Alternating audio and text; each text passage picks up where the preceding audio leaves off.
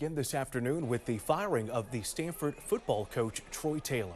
This move comes after our sister network ESPN broke the news that the longtime coach had been investigated for allegedly bullying, directing his comments to female staffers. And ABC 7 News anchor Dion Lim went to Stanford today. Here now with the allegations are severe. Yeah, Larry and Julian, this does not sound good whatsoever because these complaints included bullying, belittling, and retaliation primarily against female staffers. And the decision to let Coach Taylor go after just 2 seasons comes after the general manager of the football program, former Stanford star himself, Andrew Luck, initially stood by Taylor. That is, until today.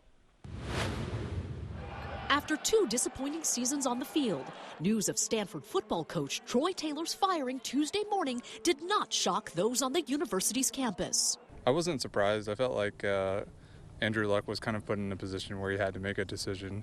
The announcement comes after investigative reporter Swan Tai with our sister network ESPN broke the news after receiving documents showing 2 separate investigations into Taylor's conduct, specifically the way he treated female staffers. He had a pattern, as the second investigation said, a pattern of this behavior that was not corrected after the first investigation. There were complaints such as belittling, bullying, retaliation, the way he spoke to staffers, particularly female staffers, when he didn't get for instance, a compliance ruling in his favor, he would kind of fly off the handle, if you will. Those are my words, not theirs. Coach Taylor responded with a statement, saying in part that the recommendations that came from the investigations were being used as a, quote, learning opportunity to grow in leadership and how I interact with others. Documents show the first investigation concluded in February of 2024. Taylor signed a warning letter at the time acknowledging he could be fired if the conduct continued.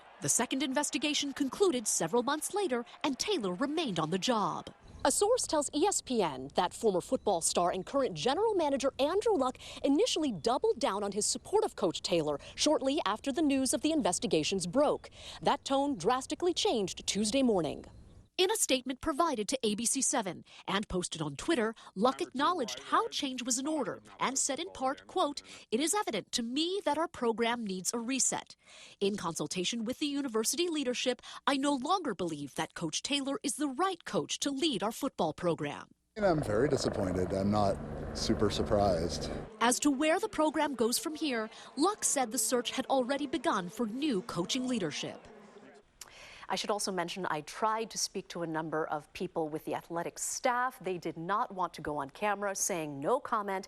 And overall, people say with the school's record the way it has been the past couple of years, they have felt like the writing was on the wall, perhaps, for something to change. Well, when you go 3-9 and 3-9 in back-to-back seasons, you're not in a great spot to begin with.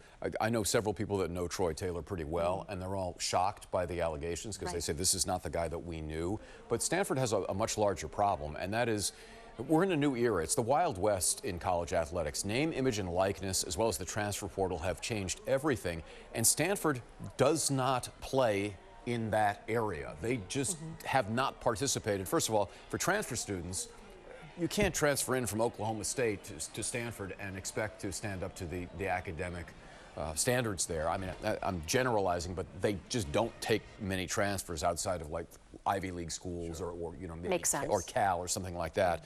The other part of it is, are they willing to really pay their players? Right. And football is more important than fencing. That's the way it is at most schools. Right. And unless they change the way they want to operate, fundamentally, you know, and they have the money, right? I mean, I feel like there's going to be much more on this story to come, that's for sure. Really? Yeah. Well, you're on top of it today. Dion, thank you. Appreciate it.